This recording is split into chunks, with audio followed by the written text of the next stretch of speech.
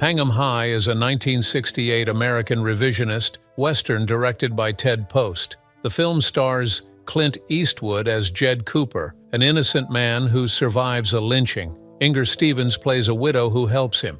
Ed Begley is the leader of the gang that lynched Cooper, and Pat Hingle portrays the federal judge who hires Cooper as a deputy U.S. Marshal. When Clint Eastwood returned to America to star in Hang 'Em High, he wasn't just signing up for another Western. By that time, Eastwood had already become a global star, thanks to Sergio Leone's Italian Dollars trilogy, A Fistful of Dollars, For a Few Dollars More, and The Good, the Bad, and the Ugly. But those movies were made in Europe. In Hollywood, many still saw Eastwood as just the TV cowboy from Rawhide. Hang 'Em High changed everything. It was his first Western made in the United States after his breakout success overseas, and it pushed him into a whole new level of stardom. However, behind the scenes, the movie was packed with strange decisions, bold risks, and some truly unexpected twists. So get ready, because we're about to explore 20 weird facts about Hang 'Em High you probably never heard of. Clint Eastwood nearly died during the opening scene. The opening scene of Hang 'Em High is one of the most intense moments in the entire film. Clint Eastwood's character, Jed Cooper, is wrongly accused of stealing cattle and hanged by a group of angry vigilantes. It's a brutal, unforgettable way to start the movie, but what most people don't know is that the danger was more than acting. It was real. During filming, Eastwood actually hung from a noose. Sure, the crew used safety measures. The rope was tied specially so it wouldn't choke him, and he stood on a hidden platform just beneath his feet. Everything was carefully planned. But then, something went wrong. Eastwood lost his balance, slipped off the platform, and the rope suddenly pulled tight. For a few terrifying seconds, he was really being strangled. Eastwood later said he blacked out briefly before crew members rushed in and cut him down. The whole set went into shock. No one could believe how close he came to dying. But in true Eastwood fashion, he refused to stop. He insisted on finishing the scene that very same day. Clint Eastwood became his own producer to gain control. Clint Eastwood didn't just act in Hang 'Em High, he took charge behind the scenes too. And for a young actor making his first big Hollywood Western, that was a bold move. Why did he do it? Eastwood had just spent time in Italy working with director Sergio Leone on the iconic Dollars trilogy. Over there, he saw how much power Leone had as a filmmaker. Leone called the shots, shaped the story, and created a unique style that made those films unforgettable. Back in Hollywood, though, things were different. Eastwood knew that actors usually had very little control. He didn't want to be just another face for hire. He wanted a say in how his movies were made. So he did something most actors wouldn't dare to do at that stage in their career. He started his own production company. He called it Malpaso Productions, and Hang 'Em High became its first film. By becoming a producer, Eastwood could now shape the project from start to finish. He had a say in the script, helped choose the cast, and even influence the direction. He brought in Ted Post as director. This was someone he had worked with on Rawhide and trusted to bring a raw, realistic tone to the film. Fortunately, that gamble paid off. Not only did Hang 'Em High become a hit at the box office, but Malpaso Productions also became the creative home for almost all of Eastwood's later films. Thanks to that decision, he went on to direct and star in classics like Unforgiven and Gran Torino. He proved that an actor could take control and build an entire career on his own terms. The movie was America's answer to spaghetti westerns. By 1968, the spaghetti westerns Clint Eastwood made with Sergio Leone were already international hits, but Hollywood wasn't sure how to handle them. Many American studios viewed them as too gritty, too raw, and too different from the polished westerns they were accustomed to making.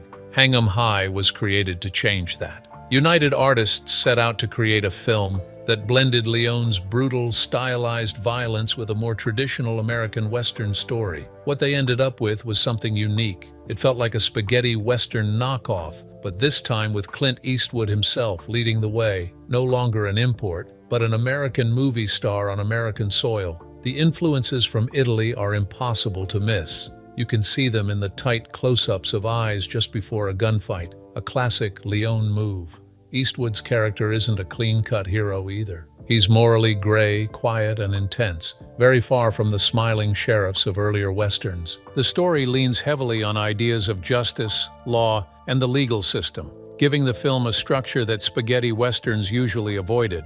Some critics even called it the first American spaghetti western. And while it didn't have Leone's grand operatic flair, it helped open the door for a whole wave of rougher, more realistic Hollywood westerns in the 1970s. The film was inspired by life frontier justice. One of the strangest and most fascinating parts of Hang 'em High is how much of the story is actually based on real history. The character of Jed Cooper, a man wrongly accused, nearly lynched, and later turned into a lawman under a stern judge, wasn't just made up. His story was heavily influenced by real events from the Old West, especially the career of Judge Isaac Parker. Parker served as a federal judge in Fort Smith, Arkansas during the late 19th century and became known as the infamous hanging judge. During his 21 years on the bench, he sentenced more than 160 people to death, and nearly 80 of those executions were carried out by hanging. His belief was simple: swift and harsh justice was the only way to bring law and order to the wild frontier. In the film, Judge Fenton, played by Pat Hingle, is clearly modeled after Parker. His long speeches about justice, morality, and the rule of law sound like they were lifted right from Parker's courtroom. And the central conflict of the film, between vigilante justice and proper legal process, reflects real debates from the 19th century. But what makes this truly weird is how Hang 'em High, released in the 1960s during a time of civil rights protests and public mistrust in authority, used a 19th century judge as a mirror for modern issues. It turned a Western revenge story into a deeper reflection on mob rule, fairness, and the dangers of justice without due process. The cast was packed with surprising faces. One of the weirdest and most delightful surprises in Hang 'em High is the wild blend of actors in the supporting cast, some of whom would go on to significant fame in totally unexpected ways. It's like flipping through a time capsule of late 1960s Hollywood. Take Bruce Dern, for example. The future counterculture icon and Oscar-nominated star shows up here as one of the cattle rustlers who nearly hang Clint Eastwood in the opening scene. It's a small part, but it's one of his first brushes with Eastwood and the world of gritty westerns. Dern would later become known for his intense, often villainous roles throughout the 1970s. Then there's Dennis Hopper, appearing for just a moment as a wild-eyed, rambling criminal. His role is so quick you might miss it if you blink. What makes it so strange is that this was right before Hopper exploded onto the scene in Easy Rider, becoming the face of the hippie generation. Seeing him here, in a Clint Eastwood western, feels like two completely different cinematic worlds crashing into each other. And it doesn't stop there. Ben Johnson, a real-life rodeo cowboy who later won an Oscar for The Last Picture Show, plays Marshal Dave Bliss. His authentic cowboy background added a layer of realism to the role. Even Alan Hale Jr., better known as the Skipper from Gilligan's Island, showed up. United Artists marketed it as a thinking man's western. By the late 1960s, audiences were growing tired of the same old cowboy cliches: the clean-cut hero in the white hat, the sneering villain in black, and the predictable shootouts. Westerns were starting to feel stale. That's part of why Sergio Leone's spaghetti westerns made such a significant impact. They were raw, violent, morally complicated, and utterly different from anything Hollywood was making at the time. So when United Artists prepared to release Hang 'em High, they knew they had to do something different. They didn't want to sell it as just another action-packed shoot-'em-up. Instead, they branded it as a thinking man's western. The marketing focused on the film's deeper themes, such as justice, revenge, morality, and the line between law and lawlessness. Posters didn't just show gunfights and horses, they emphasized the courtroom drama, the moral weight of Judge Fenton's decisions, and Jed Cooper's struggle to seek justice the right way. One of the film's taglines said it all: the hanging was the best show in town. But they made two mistakes. They hung the wrong man, and they didn't finish the job. That line perfectly captured both the film's gritty realism and its philosophical edge, and the strategy worked. Critics who might have dismissed the film as a copycat of Leone's work instead praised it for being more thoughtful, more reflective, and socially relevant. The film was popular for its brutal violence. When Hang 'em High was released in 1968, most Hollywood westerns still painted the Old West in a heroic light. Fast draw duels, clean gunfights, and brave sheriffs saving the day. However, Hang 'em High took a different route. It showed lynchings, hangings, and cold-blooded killings in graphic, uncomfortable detail. Critics were not impressed. Some accused the film of being violent just for the sake of violence. A few called it exploitative. The American Film Institute even received angry letters from concerned viewers who feared that movies like this one were corrupting public morals and glorifying cruelty. But here's the twist: that violence was precisely what drew people in. By the late 1960s, moviegoers were no longer buying into the myth of the noble cowboy. America was in a state of social and political upheaval. The Vietnam War was being broadcast on television. Civil rights protests were erupting in the streets. Leaders were being assassinated. People were angry, disillusioned, and ready for something that felt real, even if it was brutal. Hang 'em High tapped into that mood perfectly. One critic at the time even said, "It's as if the spaghetti westerns came back home, only with more anger." The hanging set piece was a real execution ground. Those haunting scenes in Hang 'em High, where crowds gathered to watch criminals being executed on a towering wooden gallows, weren't just Hollywood drama. They were rooted in real history. The filmmakers didn't invent the idea of public hangings as community events. They modeled those moments after actual execution sites from the Old West. In Fort Smith, Arkansas, under the authority of Judge Isaac Parker, real-life hangings were carried out in front of large audiences. Parker's gallows were infamous. They could hang 6 men at once. People would travel from miles away to watch, treating these executions like twisted public entertainment. It was grim, brutal, and honest. The team behind Hang 'em High wanted that exact authenticity, so they built a massive, historically accurate gallows set. It included sturdy wooden beams, working trap doors, and a wide execution platform big enough to hold multiple prisoners. Every detail was designed to match 19th century execution grounds. Actors later described how unsettling it felt to shoot those scenes. The realism of the set, combined with the solemn atmosphere during filming, made it feel like more than just a movie. Extras playing the townspeople were reportedly disturbed by how real the hangings looked. Even Clint Eastwood said those gallows scenes were some of the most haunting moments of his entire career. The music score was originally too pretty for Clint Eastwood.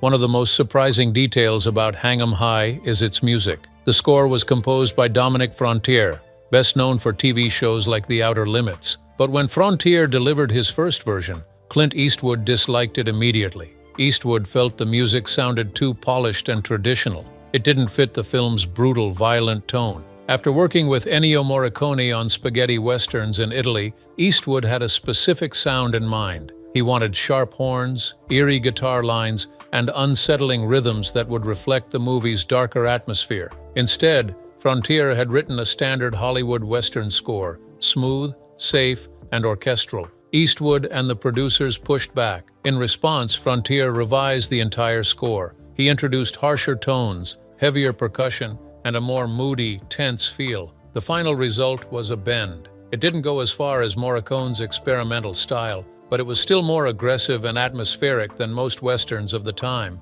That shift gave Hang 'em High a distinctive sound. The sound matched Eastwood's vision and helped set the film apart from other American westerns of the late 1960s. The film made Clint Eastwood the highest-paid Western star.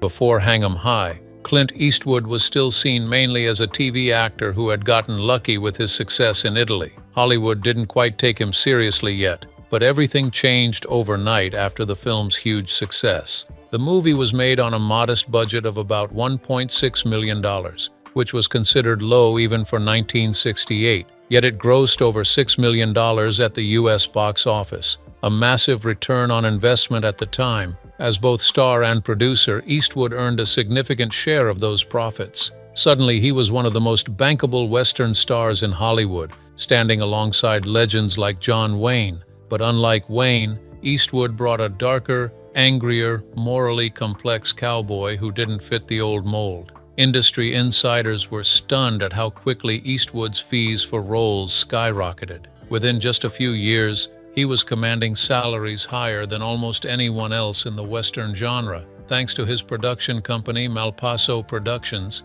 Eastwood wasn't just earning as an actor, he was making money as a producer, and soon as a director too. The love interest almost didn't exist. The earliest script versions had no romantic subplot at all. Jed Cooper was meant to be a lonely man, marked by injustice and driven by revenge. However, the studio executives pushed back. They said audiences in 1968 wanted at least one softer story to balance the harsh violence. That was how Inger Stevens came in as Rachel, a widow haunted by her own pain. Rachel's role was to humanize Jed Cooper, giving the audience brief moments of tenderness amid the blood and hangings, but after filming finished, much of her story was cut in editing. Entire scenes showing her grief and her bond with Jed disappeared. Stevens reportedly felt frustrated, believing Rachel was reduced to a token female character with little emotional depth. Still, her fragile and haunted performance shines through, making viewers long for what might have been. Knowing this real story makes her role even stronger. Rachel was never meant to be a love interest. She was supposed to mirror Jed's pain. Even with much of her story cut, her character highlights the film's theme that no one truly escapes injustice. The romance feels incomplete, but maybe that is why it lingers so hauntingly. Rachel's ghostly presence reminds fans of the actual cost of justice. Bruce Dern's breakthrough villain. Bruce Dern's breakthrough came with Hang 'em High. He was not yet the legendary bad guy we know today, but this film changed his career forever. Playing Miller, one of the vigilantes who wrongly lynches Jed Cooper, Dern brought a wiry menace to the role. He gave Miller a twitchy, unpredictable edge, smirking one moment, snarling the next. That made him stand out from the countless faceless villains in westerns. Clint Eastwood, who had a sharp eye for talent, gave Dern space to add small, cruel gestures. Dern spat insults, mocked Jed as the rope tightened, and stared with gleeful malice. Those little details stuck in the audience's memory. Even critics who initially dismissed the film praised Dern's performance. They said he perfectly showed cowardice wrapped in brutality. Hollywood noticed too. Within a few years, Dern became the go-to villain of the 1970s. He cemented his image in films like The Cowboys and Silent Running. Later, Dern said he owed much to Eastwood for trusting him to play ugly without holding back. Without Hang 'em High, Dern might have stayed a background player. Instead, he became one of cinema's most unforgettable villains. Watching him sneer at Eastwood's struggling character, you witness the start of a career built on making audiences love to hate him. The hanging robes were real.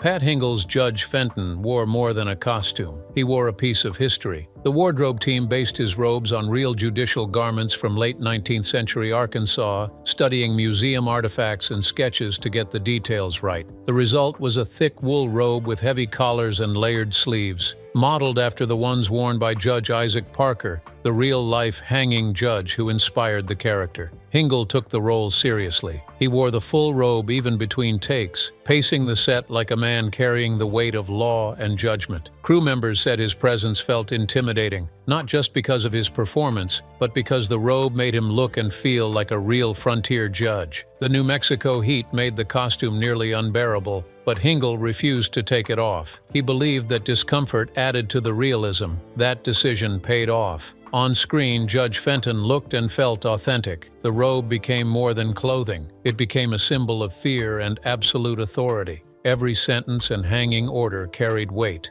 The costume helped ground the film in real history and made Fenton a believable figure of justice in a brutal time. The film faced censorship battles. Hang 'em High almost got tangled up in censorship battles before it even hit theaters. The Motion Picture Association was worried about the film's many hanging scenes. They thought the violence was too extreme and might seem gratuitous. United Artists fought back, saying the violence wasn't for show. It was central to the story's message of justice and revenge. The most hotly debated scene was the mass execution, where several men were hanged at once. Some censors said it showed suffering for too long and called it sadistic. Because of this, the film faced cuts in some countries, with up to 5 minutes removed from versions released in Europe and Asia. Interestingly, this censorship controversy only made people more curious. The marketing team used the whispers that the movie was too shocking to draw in audiences. Theater seats filled with viewers eager to see what all the fuss was about. In the end, Hang 'em High managed to walk a fine line. It kept enough brutal moments to stay true to Clint Eastwood's vision, but made just enough edits to satisfy the ratings boards. Instead of hurting the movie, the censorship drama actually raised its profile. Viewers left the theaters feeling unsettled, and critics debated whether the violence was meaningful social commentary or mere sensationalism. Either way, the censors lost. By refusing to fully tone down the story, the filmmakers kept its punch alive, just as they wanted. Hang 'em High was filmed in Oklahoma and New Mexico. Unlike spaghetti westerns shot in Spain's deserts, Hang 'em High brought the genre back to American soil. Most scenes were shot across rugged parts of Oklahoma and New Mexico, chosen for their rustic look. The crew hired local people as extras, many of whom brought family heirlooms such as saddles, rifles, and clothing passed down from frontier ancestors. These details gave the film a texture no studio costume department could copy. Townsfolk remembered how filming turned their streets into 19th-century frontier towns, with gallows towering over everything. The harsh weather added to the realism but slowed down shooting. The crew faced blistering sun during the day and freezing winds at night. Dust storms covered cameras and costumes with grit. Still, Eastwood insisted it was all worth it. The landscape became more than a backdrop. It felt like a character in its own right. It reflected Jed Cooper's lonely, tough fight for justice. Viewers could feel the truth in the scenery. This was not a painted set. It was the real American frontier alive on screen. By filming at home, Hang 'em High proved Hollywood could deliver the same realism and excitement as European westerns. The wide-open spaces and rough terrain gave the movie weight and authority. Every gallop, gunshot, and hanging felt like a piece of history coming to life. Hang 'em High was written by Mel Goldberg and Leonard Freeman.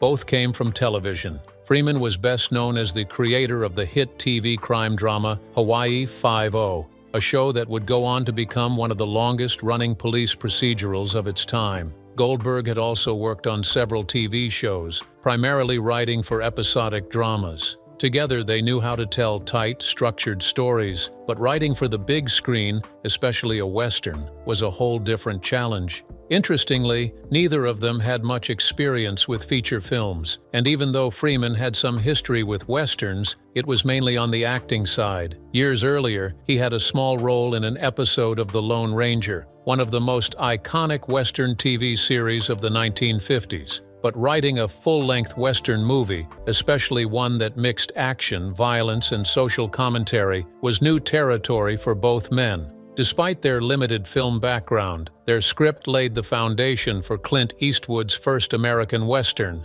after his success in Italy. They managed to blend traditional Western themes with darker, more modern ideas about authority and morality. While the film changed production, the original script captured a unique moment in time where old-school TV writers helped launch a bold new chapter in Western cinema. In the end, their TV roots may have helped. Clint Eastwood rejected Sergio Leone. By 1967, Clint Eastwood had become an international star. His role as the man with no name in Sergio Leone's Dollar Trilogy turned him into a household name. But behind the scenes, Eastwood wasn't enjoying the success as much as people thought. After filming Wrapped, he spent countless hours dubbing English-language versions of the Italian films and sitting through a never-ending wave of press interviews. The repetition and lack of creative control left him feeling drained and frustrated.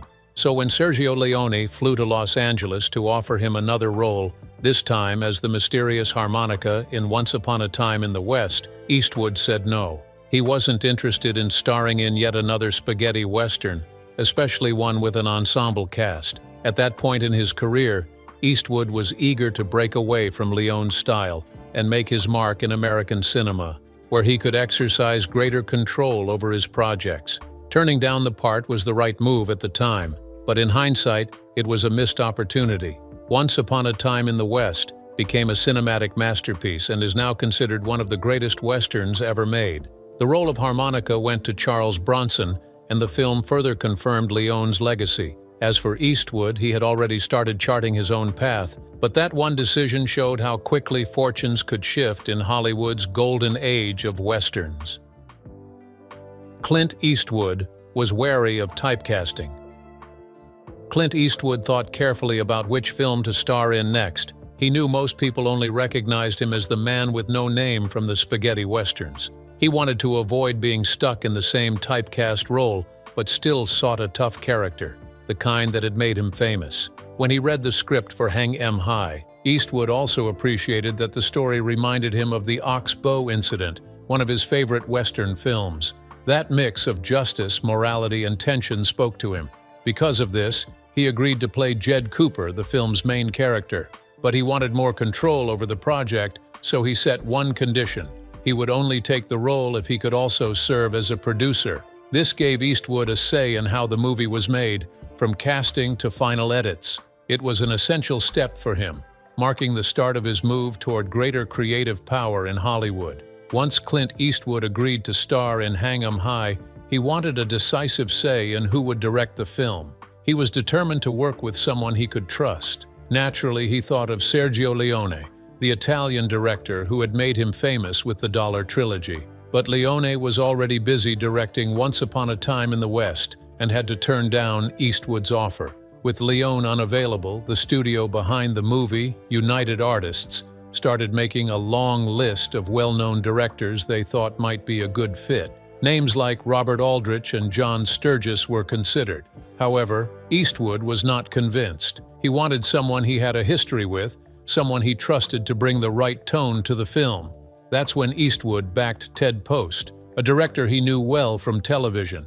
Post directed over 20 episodes of Rawhide, the TV show that helped launch Eastwood's career. Even though Post had minimal experience with feature films, Eastwood insisted on him as the director. United Artists pushed back because they worried Post might not handle a big movie. But Eastwood used his growing influence as both a star and a producer to ensure Ted Post got the job.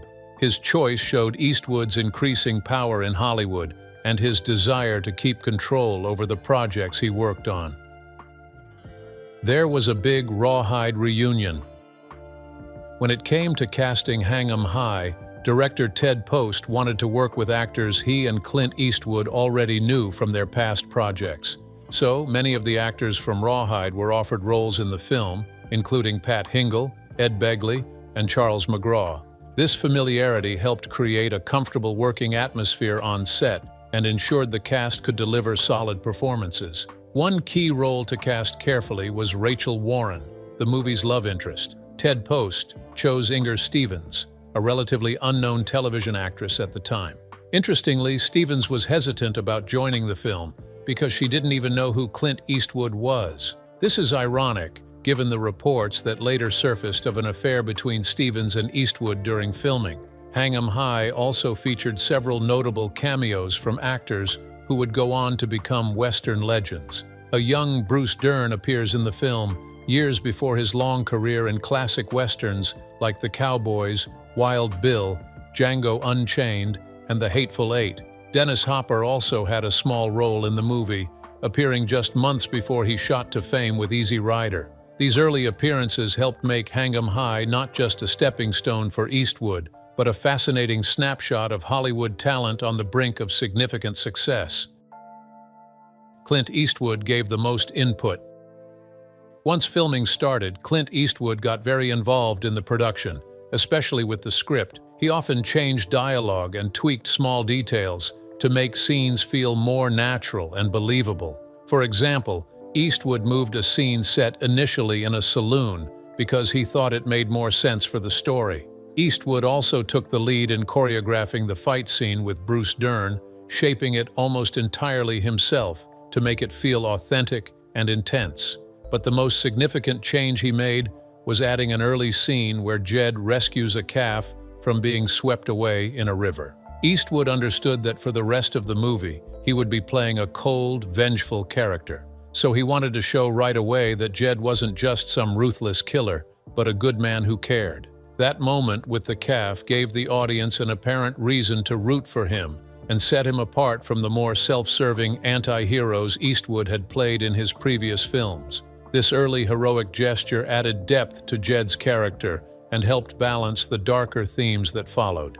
During filming, Leonard Freeman, the movie's writer and producer, frequently appeared on set requesting numerous creative changes. His constant interference frustrated director Ted Post, who felt compelled to confront Freeman to end the disruptions. However, Clint Eastwood intervened and asked Post to let him handle the situation. Eastwood calmly approached Freeman and delivered a clear warning: "If you come on this set again, we all walk." After that firm message, Freeman never returned to the set. Eastwood's intervention prevented further disruptions and helped maintain order during production. This incident demonstrated Eastwood's growing influence and control over the film. He was not only the lead actor, but also the creative director, overseeing the set and protecting it from outside interference. His decisive action ensured the shooting schedule stayed on track and that the film remained consistent with his vision. From Clint Eastwood nearly dying during the opening scene to real-life inspirations from The Hanging Judge and a supporting cast packed with unexpected faces, this was no ordinary Western. It was a strange mix of spaghetti Western grit and American tradition, released at precisely the right moment to capture the mood of the late 1960s. What can you say about the movie? Let us know in the comments. If you enjoyed this dive into Western's world, don't forget to like, subscribe, and hit that notification bell for more movie secrets.